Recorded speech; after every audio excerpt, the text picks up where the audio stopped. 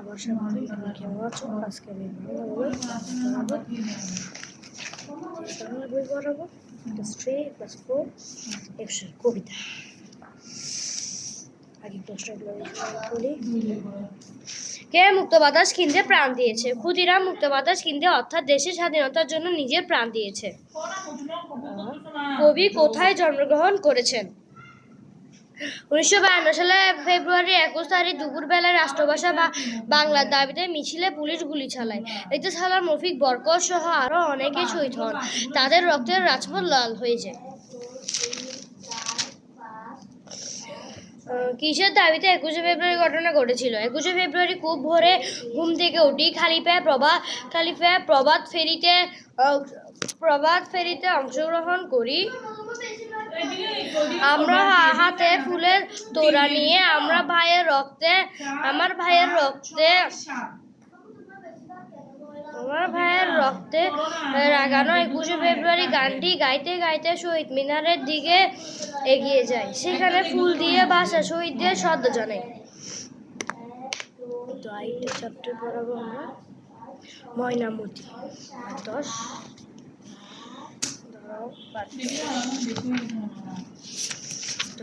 এটা হচ্ছে ময়নামতি।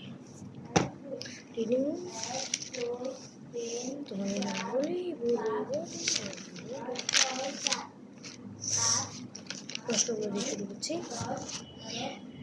বিহার কি? বিহার হলো বৌদ্ধদের ধর্মচর্চা ও জ্ঞান চর্চার কেন্দ্র। প্রাচীনকালে বৌদ্ধ ভিক্ষুরা এইসব বিহারে বসবাস করতেন এবং শিক্ষা গ্রহণ করতেন।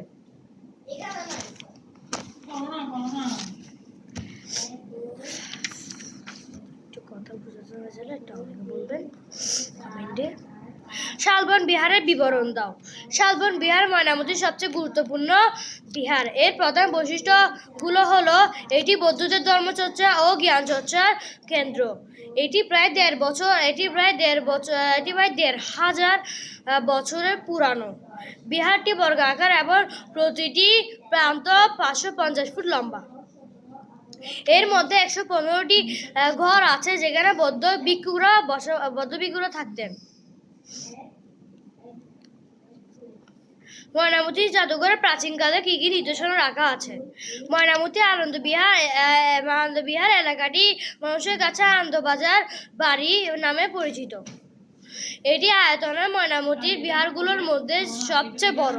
শালবন বিহারের মতো এটিও বর্গাকার, বাইরের দেওয়ালে পোড়ামাটির নকশা বা টেরাকোটা দেখা যায়। এখন মাটির কাঠের সময় শ্রমিকদের কোদালে উঠে এলো পুরানো ইট। দেশ এলাকা কুমিল্লার ময়নামতি অবস্থিত। লালমাই পাহাড় এলাকায় কুমিল্লার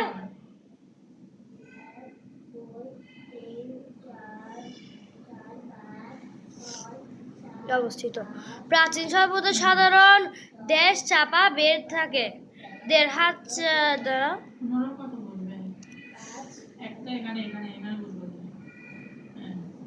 মাটির নিচে চাপা পড়ে থাকে। ময়নামতি এলাকার সবচেয়ে বড় বিহারের নাম আনন্দ বিহার। আরো পাওয়া গেছে তামার পাতে লেখা লালমাই পাহাড়। শালবন বিহার 1,500 বছরের পুরানো। তো ক্লাস এখন শেষ। তো কালকে পড়াবো ইনশাআল্লাহ। তোমাদের কি ক্লাসটা কেমন লাগছে অবশ্যই বলবা। কয়েকজন জিজ্ঞেস করেছো যে আমি কোন ক্লাসে পড়ি। ক্লাস 7-এ। কালকে আবার জয়েন করিও এই বাংলা হোস্ট চ্যানেলে।